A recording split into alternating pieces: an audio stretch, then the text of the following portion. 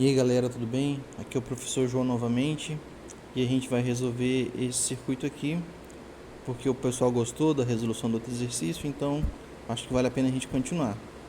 Beleza? Esse circuito aqui, teoricamente ele seria de um nível mais fácil porque ele tem somente um nó para a gente equacionar, mas ele tem duas pegadinhas nele aqui que tornam esse exercício um pouco mais difícil, beleza?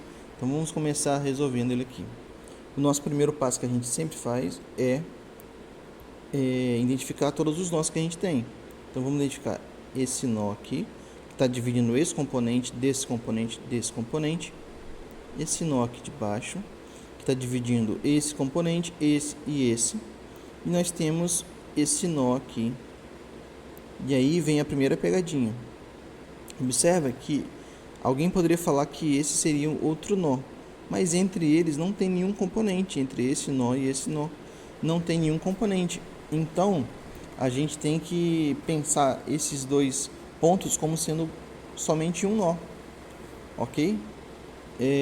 Porque esse nó grande, ou que a gente pode chamar de super nó, ele está separando esse componente desse componente, desse componente e desse componente, ok? E relembrando que a gente tinha comentado na aula passada, que um nó não é exatamente um ponto, é uma parte do circuito.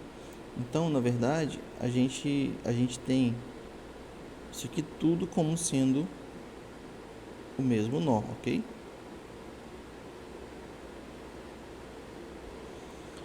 E a gente vai ter essa parte de baixo sendo outro nó, ok? Temos essa parte sendo outro nó. Beleza? Então, em relação a esse ponto aqui, que a gente tinha comentado desse super nó, desse nó grande aqui, a gente tem que imaginar ele como sendo um grande ponto. Tem que pensar ele como sendo um grande ponto. E vai ficar mais fácil da gente resolver, ok? Vamos chamar ele de V1, ok? Atenção nesse nó que a gente tem que descobrir. Aqui embaixo, como está aterrado, a gente sabe que é 0 volts. E aí, temos mais uma pegadinha aqui agora. Qual que seria a tensão desse nó? Alguém poderia pensar, beleza, se tem uma fonte de 10 volts e está aterrado embaixo, então aqui tem 10 volts. Só que vocês observam que essa fonte está invertida, ok? Então, a gente tem que pensar o seguinte aqui. A gente sabe que uma fonte, ela fornece para a gente, esse valor aqui, é a diferença de tensão entre o V mais e o V menos. Então, seria mais ou menos isso. U é igual a V mais menos V menos, ok?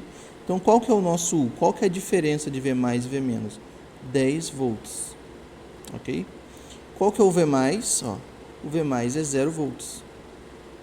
E qual que é o V menos? É justamente o que a gente quer descobrir. Então, vamos deixar o V menos aqui.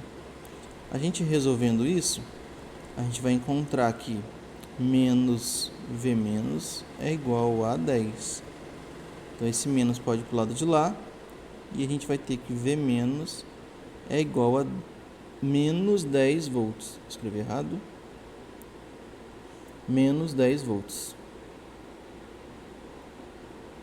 Menos 10 volts, ok? Então, tem que ficar claro para vocês que por essa fonte estar invertida, a gente tem menos 10 volts nesse ponto, ok? Qual que é o próximo passo que a gente vai dar nessa questão aqui?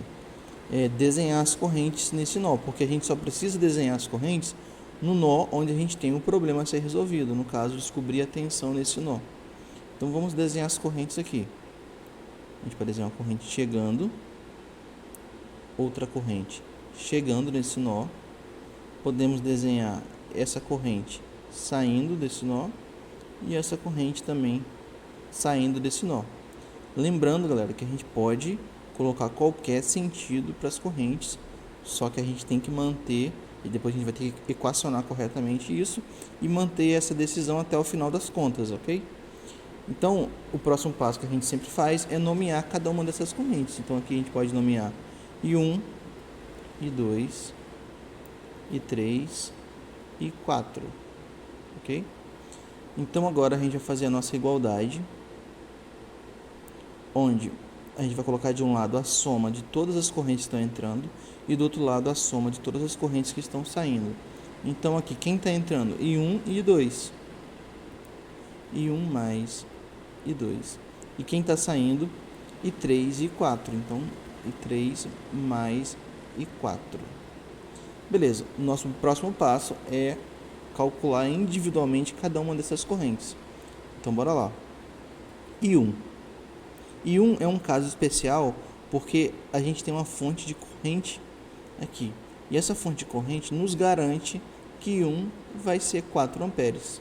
Ok? Alguém poderia achar, por exemplo, que por ser uma fonte, nós teríamos 0 volts aqui embaixo e 4 aqui em cima. Não, porque essa é uma fonte de corrente. Ela só nos informa a corrente, ela não nos informa a tensão. Apesar que no final a gente vai conseguir calcular essa tensão V1, que vai ser a tensão dessa fonte, mas até agora a gente não sabe, porque a gente sabe a tensão, a corrente dessa fonte. Então, já nos informa que é 4 amperes. Ok? Agora vamos calcular I2. Já que a gente definiu o sentido da corrente do verde para o vermelho aqui, a gente definiu que esse ponto é o V+, e esse ponto é o V-. Então, para calcular a corrente 2, nós teríamos menos 10 menos V1, que é a tensão nesse ponto que a gente quer descobrir, sobre 4 ohms. Beleza, vamos calcular agora I3. I3, já que o I3 está descendo, o nosso V+ é justamente o V1 e o nosso V- é o 0. Não precisa colocar aqui V1 menos 0, a gente pode não colocar o 0 e vai ficar V1 sobre 4 ohms. Ok? Agora vamos calcular I4. I4. Novamente, a gente definiu o sentido da corrente daqui da direita para a esquerda, então com isso a gente definiu que aqui é o V+, aqui é o V-. Então nós temos que I4 vai ser V1 menos 10 sobre 8. Beleza? Com isso a gente terminou de equacionar todas as correntes. Então, qual que é o nosso próximo objetivo? É substituir essas correntes que a gente encontrou na nossa igualdade. A gente vai substituir 4 no I1 e 2. A gente vai substituir em 2 e 3. Vai substituir em 3 e 4. E 4 a gente vai substituir em I4. Show de bola. E como é que fica isso agora? Vamos lá. I1, 4 e 2 mais. Agora observa que a gente tem um menos aqui. A gente tem que manter esse menos 10 menos V1 sobre 4, ok? Igual a I3 V1 sobre 4 mais I4, que vai ser V1 menos 10, a gente já pode colocar mais 10, né? Porque menos com menos dá 10 sobre 8. Agora a gente tem que resolver isso aqui. Deixa eu puxar a imagem um pouquinho para cima para a gente poder continuar. Então, beleza. O que a gente pode fazer aqui? A gente pode tirar o mínimo dos dois lados ou o mínimo de cada lado. Vamos tirar o mínimo de cada lado aqui. Então, o mínimo desse lado, o mínimo de 1 e 4 é 4, né? Lembrando que eu estou fazendo de uma forma bem pausada para o pessoal conseguir pegar. A gente poderia fazer isso muito mais rápido. 4 dividido por 1, 4 vezes 4, 16. 4 dividido por 4, 1 vezes 10, menos 10, né? Menos 10. 4 dividido por 4, 1 vezes menos 1, menos V1. Ok. Agora vamos tirar o mínimo do outro lado. O mínimo de 4 e 8 é 8, né? Então, 8 dividido por 4, 2 vezes V1, 2V1. 8 dividido por 8, 1 vezes V1 mais V1. vezes 1 vezes 10 mais 10. Aí, galera, a gente chegou naquela questão aqui, onde a gente tem uma fração de cada lado. Então, seria interessante para a gente simplificar essa parte de baixo aqui, os dois denominadores, para a gente ter contas menores e, consequentemente, menos chance de errar a questão, ok? Então, a gente pode simplificar 8 e 4 por 4, né? Então, se a gente dividir aqui por 4, a gente vai encontrar 1. E aqui dividir por 4, a gente vai encontrar 2, ok? Então, o que a gente vai fazer agora? Multiplicar cruzado, ok? Então, a gente já pode aqui, na verdade, agrupar, ó, 16 com 10. A gente tem aqui 16 menos 10, a gente tem 6, né? O que é mais aqui? Vamos agrupar desse lado aqui, a gente tem 3V1 e o 10. Agora vamos deixar assim quietinho. Então, vamos multiplicar aqui, ó, 2 vezes 6, 12. 2 vezes menos V1 menos 2V1 igual a o 1. Vai multiplicar aqui, vai ficar essa parte de cima mesmo, vai ficar 3V1 mais 10.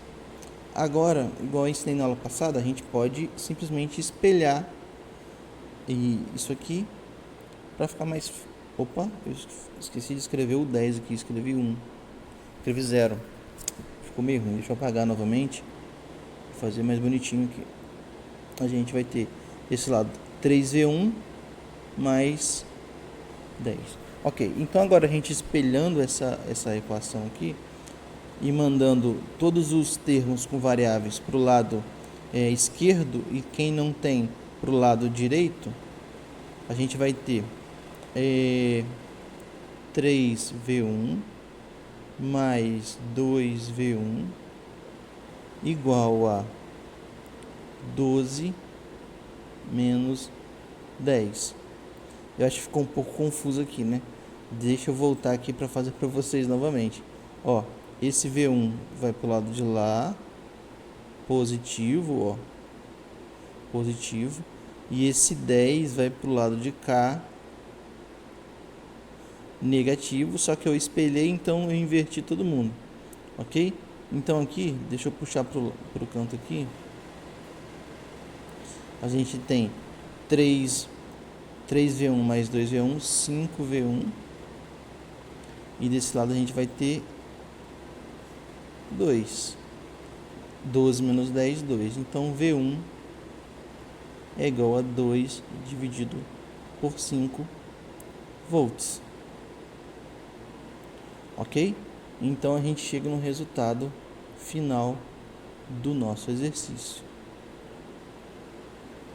Beleza? E vamos voltar aqui para fazer o que o exercício está pedindo. O exercício quer que a gente encontre, na verdade, esse U, né? Aqui a gente encontrou que vale 2/5, né? 2/5 de volts, ok? Então, o que seria esse U em cima do resistor aqui? O U de 4 ohms, o resistor aqui. Seria justamente o V mais menos o V menos. A gente sabe que o V mais dele a gente acabou de encontrar, que é 2/5, que é a tensão nesse nó. E a gente sabe que o V menos desse resistor é 0, então o U desse componente também é 2/5. Ok? Por fim, galera, só uma dica aqui. Se eu fosse dificultar um pouquinho mais essa questão, era perguntar a corrente que está passando nesse curto aqui. Vamos chamar ela de I. Se eu perguntasse ela, qual é o valor da corrente I? A questão aqui é que vocês lembram que eu falei que isso era somente um ponto, né? De fato é um ponto, mas na vida real, se aqui fosse um curto, aqui estaria passando uma corrente nesse curto, né? Então, como que eu calcularia ela? Mesma forma, só que agora ao invés de você equacionar esse nó como um todo, vamos equacionar só essa parte aqui. Só essa parte. Então, mesma coisa, o somatório das correntes que estão entrando é igual ao somatório das correntes que estão saindo. Então, aqui vai ficar Deixa eu escrever aqui embaixo. Opa. A gente vai ter que I, quem está saindo, é igual a quem está entrando aqui, ó. I1 mais I2. I vai ser I1. A gente sabe que é 4 amperes. E I2. I2 a gente definiu em algum lugar aqui, deixa eu encontrar I2. A gente definiu I2 como sendo menos 10 menos V1 sobre 4. Então, vai ser menos 10 menos V1, que é 2/5, sobre 4. Beleza? E aí agora a gente tem mais um probleminha pra gente resolver aqui, que eu acho que às vezes vocês não estão muito acostumados. Opa. Sobe. Que seria resolver essa parte aqui de cima da equação. Então, a gente simplesmente pode repetir todo o restante e resolver só ali em cima. Então, menos 10 com menos 5, a gente vai tirar o mínimo aqui de cima. Mínimo de 1 e 5 é 5, então 5 dividido por 1 dá 5 vezes menos 10, menos 50. 5 dividido por 5, 1 vezes menos 2, menos 2 sobre 4. Ok? Então vamos continuar resolvendo isso aqui. Então vai ficar I é igual a 4 mais menos 50 com menos 2, menos 52 sobre 5. Menos 52 sobre 5 dividido por 4. Aí, professor, o que eu faço agora? Que eu tenho uma fração embaixo de outra fração. Quando você tem uma divisão de fração, é uma regrinha bem simples também. Opa. Uma regrinha bem simples. Você vai repetir essa fração. Opa, botei errado. Você vai repetir essa fração e você vai colocar vezes essa fração de baixo. Só que a gente tem um número 4 aqui, na verdade é 4 sobre 1, porque o 1 acaba ficando oculto aqui. Então a gente vai dividir pelo inverso dela. Então como ficaria? Voltando para cá. A gente vai ter que I é igual a 4 mais, repete a sua fração de cima, menos 52 por 5, vezes o inverso dessa fração. Se é 4 sobre 1, vai ficar 1 sobre 4. Ok?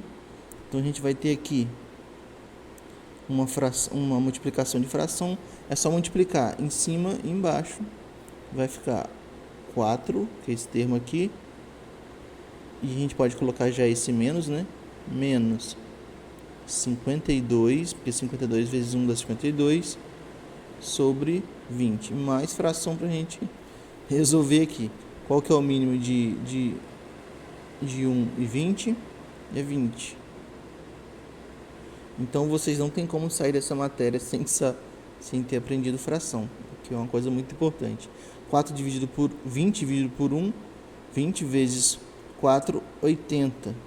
20 dividido por 20, 1 vezes 52, menos 52.